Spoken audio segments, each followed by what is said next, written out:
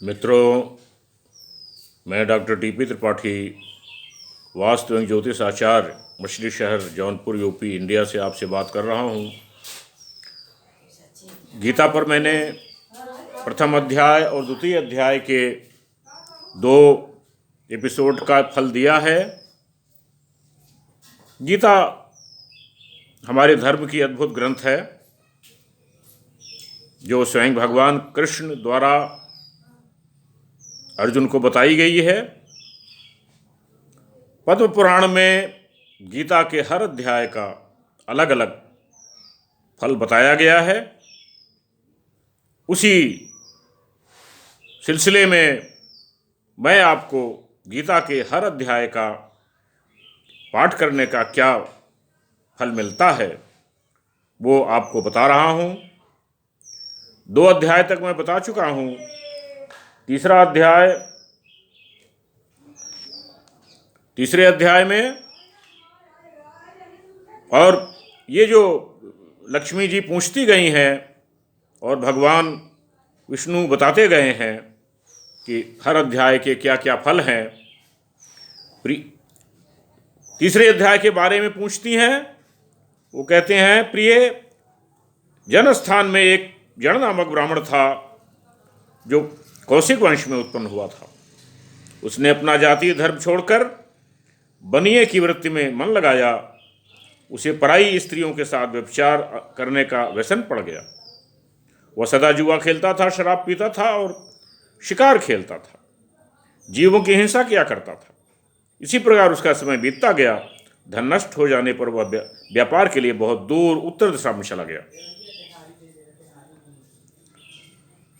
वहां से धन कमाकर घर की ओर लौटा और बहुत दूर तक का रास्ता उसने तय कर दिया। एक दिन सूर्यास्त हो जाने पर जब दसों दिशाओं में अंधकार फैल गया, तब एक वृक्ष के नीचे उसको लुटेरे ने दबोच लिया और सारा धन लूट लिया और उसकी हत्या कर दी। उसने धर्म का लोप हो गया, इसलिए वह बड़ा भयानक प्रेत हुआ। उसका पुत्र बड़ा धर्मात्मा था और वेदों का विद्वान था। उसने अब तक पिता के लौट आने की राह देखी। जब वे नहीं आए, तब उसका पता लगाने के लिए वह स्वयं भी घर छोड़कर चल दिया। वह प्रतिदिन खोज करता रहा, मगर राहगीरों से पूछने पर भी उसे कुछ समाचार नहीं मिला। तदंतर एक दिन एक मनुष्य उससे भेंट हुई जो उसके पिता का सहायक बना। उसने सारा हाल जानकर उसने पिता की मृत्यु पर बहुत शोक किया और बड़ा विद्वान था। बहुत सोच विचार कर पिता का पारलौकिक कर्म करने की इच्छा आवश्यक सामग्री साथ लेकर काशी जाने का विचार किया। मार्ग में 7-8 मुकाम डालकर वह 9वें दिन उसी वृक्ष के नीचे पहुंचा जहां उसके पिता मारे गए थे। उस स्थान पर उसने संध्योपासना की और गीता के 3 अध्याय का पाठ किया। इसी समय आकाश में बड़ी भयानक आवाज हुई। वह अपने पिता के लिए बहुत भयानक आवाज हुई। पिता के लिए भयंकर आकार में देखा। फिर तुरंत ही अपने सामने आकाश में उसे एक सुंदर विमान दिखाई दिया जो महान तेज से व्याप्त था। उसमें अनेक क्षुद्र घंटिकाएं लगी थीं। उसके तेज से समस्त दिशाएं अलौकिक हो रही थीं। वह दृश्य देखकर उसने चित्त की व्यग्रता दूर हो गई। उसने विमान पर अपने पिता को दिव्य रूप में धारण किए हुए विराजमान देखा। उसके शरीर पर पीताम्बर शोभा पा रहा था। वह मुनिजन से उनकी स्तुति कर रहे थे। उसके देखते ही पुत्र ने प्रणाम किया। तब पिताजी ने उसे आशीर्वाद दिया। तत्पश्चात उसने पिता से यह सारा वृत्तांत पूछा। उसके उत्तर में पिता ने सब बातें बताकर कहना प्रारंभ किया, बेटा, देववश मेरे निकट गीता के 3 अध्याय का पाठ करने से तुमने इस शरीर के द्वारा किए हुए दुस्तज कर्म बंधन से मुक्त छुड़ गया।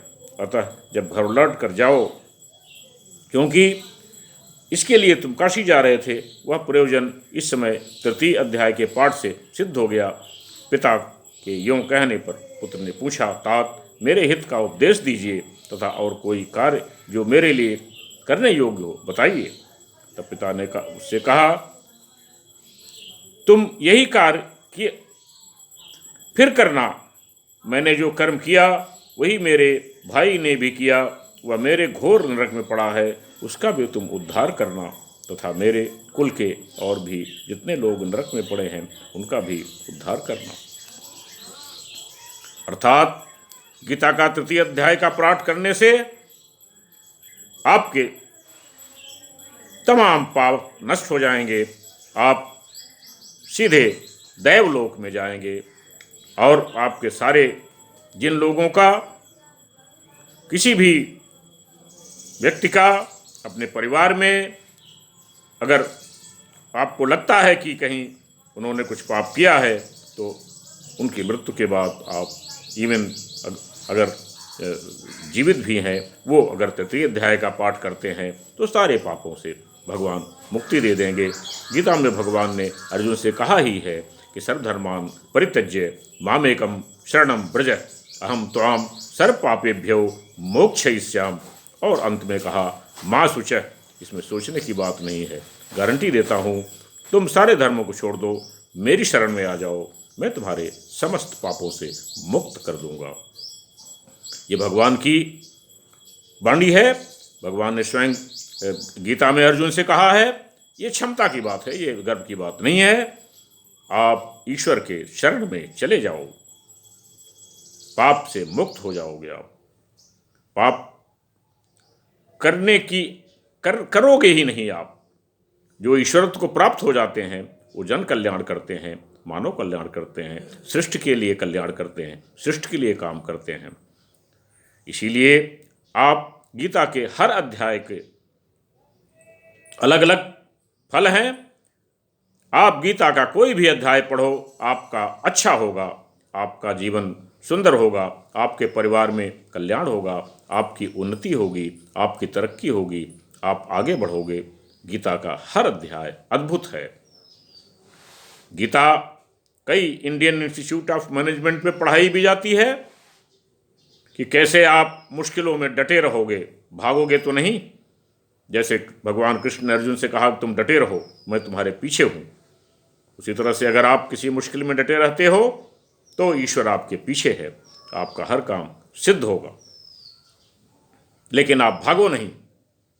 आपका जो परसिवरिंग कोशेंट है, आपका जो डटे रहने का कोशेंट है, आपका जो डटे रहने का जो नज़रिया है, आपका जो डटे रहने का जो कार्य है, आप किसी कार्य में डटे रहो, लगे रहो। आज नहीं कल, कल नहीं परसों। 100 हथौड़े मारने पर लोहा नहीं टूटा तो 101 मारने पर टूट जाएगा। हौसला मत छोड़ो, हमेशा आप हौसले पर डटे रहो।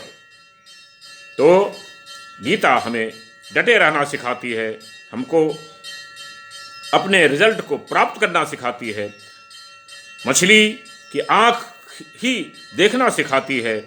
अगर आपका लक्ष्य, आप अपने लक्ष्य पर बिल्कुल डटे रहो, लक्ष्य को कभी छोड़ो मत जब तक लक्ष्य को प्राप्त न कर लो। जब आप चलो तो आप अपने लक्ष्य को देखो, मील के पत्थर को मत देखो। रास्ते में आप तमाम मील के पत्थर होंगे, उसको कभी मत देखो। आप सिर्फ अपने लक्ष्य को देखो। आपका लक्ष्य कहाँ है, वहाँ आपकी आंख होनी चाहिए, वहाँ आपकी नज़र होनी चाहिए, वहाँ आप अपने हौसले पर हमेशा विश्वास रखो, अपने ऊपर हमेशा विश्वास रखो। गीता आपको ये सिखाती है। मेरा ये पोस्ट आपको पसंद आया तो लाइक करें, ना पसंद आया तो डिसलाइक करें, शेयर करें, सब्सक्राइब करें, जिससे गीता के हम पूरे 18वें एपिसोड के क्या क्या फल हैं पढ़ने से वो मैं आपको बताऊं और आप उससे लाभान्वित हों, आपका कल्याण हो, आपके परिवार में खुशहाली आए। यही मेरा उद्देश्य है। मेरा नंबर है 9451033559। तब तक के लिए नमस्कार।